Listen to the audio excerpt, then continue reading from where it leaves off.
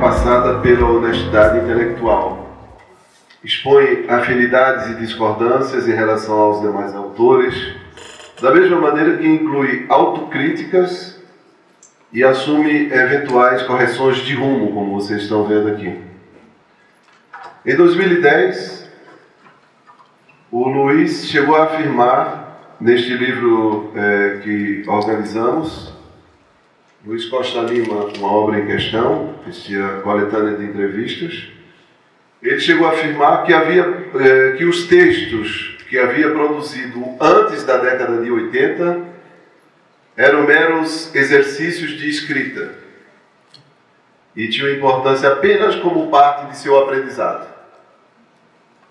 Acontece que dois orientandos seus, a Aline Magalhães Pinto, que está na coordenação deste projeto, e o Tiago Castanhan Loureiro, que se encontra ali, professor substituto aqui nós, eles discordaram de seu veredicto e em 2011 organizaram Escritos de Véspera, composto basicamente de ensaios publicados nas décadas de 60 e 70. A única exceção é Representação Social e Mimesis, de 1981, em que já se percebe a grande guinada dada pelo Luiz, desde o momento em que conheceu a estética da recepção e iniciou sua interlocução com Wolfgang Iser, como sabemos, um dos maiores teóricos do Ocidente do século XX. E eu vou me permitir fazer um parênteses, que o Hans-Ulrich Gumbrich, lá da Universidade de Stanford, ele me disse, numa entrevista que me concedeu quando eu estava lá sob a supervisão dele, que o Iser, que é um senhorzinho, era um senhorzinho britânico, os olhinhos azuis, todo engravatado, ele não gostava do Brasil, não gostava do Rio, achava meio empoeirado, violento, quente. Mas ele dizia para o Gumbrich que adorava vir ao Brasil para falar sobre ficção com o Luiz. Porque no mundo somente ele e o Luiz sabiam sobre ficção. Quem vai conversar com o Luiz sobre Escritos de Véspera é o próprio editor do livro, Sérgio Medeiros, professor titular junto ao Departamento de Língua e Literatura Vernáculas na Universidade de Santa Catarina. Você faz o elogio da agudeza na poesia por meio da análise minuciosa de um poema de João Cabral de Melo Neto. Minha pergunta: no que consiste a agudeza poética, segundo essa tradição que você analisa? Eu entendo por isso, em relação especificamente à poesia de João Cabral, a ausência da ênfase no subjetivismo.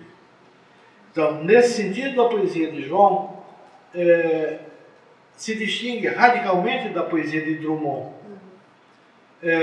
Não é nenhuma crítica à poesia de Drummond, mas apenas é uma questão de preferência. O subjetivismo presente em Drummond dá lugar a alguns poemas notáveis e a alguns livros lamentáveis. Quer dizer, os últimos livros de Drummond, com exceção de um, que é A Impureza do Branco, os últimos livros de Drummond realmente pode deixar de lado, por conta dessa contaminação subjetivizante. Tá? Então, nudez ou agudeza significa simplesmente ausência da ênfase no subjetivismo. Você fala, ao passar para a prosa, você fala do utópico em Guimarães Rosa. No que consiste essa prosa utópica?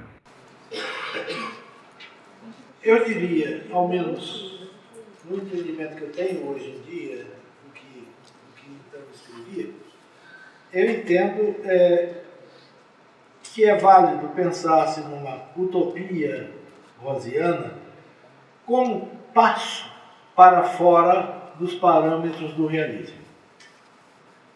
Quer dizer, a narrativa de Rosa tem um caráter utópico, como eu tinha dito já atrás, no sentido etimológico do termo de sem lugar. Sem lugar, por sua vez, não significa no ar, não. Sem lugar quer dizer sem referencialidade. Tá? Basta ler algum pequeno texto de Rosa para se verificar como há uma referencialidade evidente, relativa ao interior de Minas. Ninguém vai negar isso. Mas essa referencialidade diz muito pouco em relação à inventiva dessa narrativa. Você faz a seguinte afirmação: a poética da modernidade como que inverteu os fatores. A catarse é desprezível, o distanciamento, o desejável. Poderia comentar essa afirmação do seu ensaio? Se nós entendermos catarse como esteticismo, mas catarse não é esteticismo. Quer dizer, só que na leitura usual que se faz, assim sucede. Quer dizer, na leitura usual que se faz das obras, sobretudo na escuta de música, as pessoas costumam dizer: ah, que maravilha, como eu fiquei emocionado, e besteiras de tais. Né? Aí, nesse caso, a catarse realmente se torna desprezível. Então, ela não é em si mesma desprezível. Desprezível é o uso que se faz dela. Tá? Então, nesse sentido, quer dizer, se o seu uso esteticista a torna desprezível, nesse sentido o distanciamento é desejável. Mas, se nega veementemente a primeira parte, a segunda parte da frase também é modificada. Você concordaria comigo que este conjunto de ensaios, né, da década de 1970 é uma boa introdução à sua obra, se considerarmos a sua obra, né, os textos mais atuais também? Tá, a última pergunta do Sérgio Medeiros eu acho muito correta.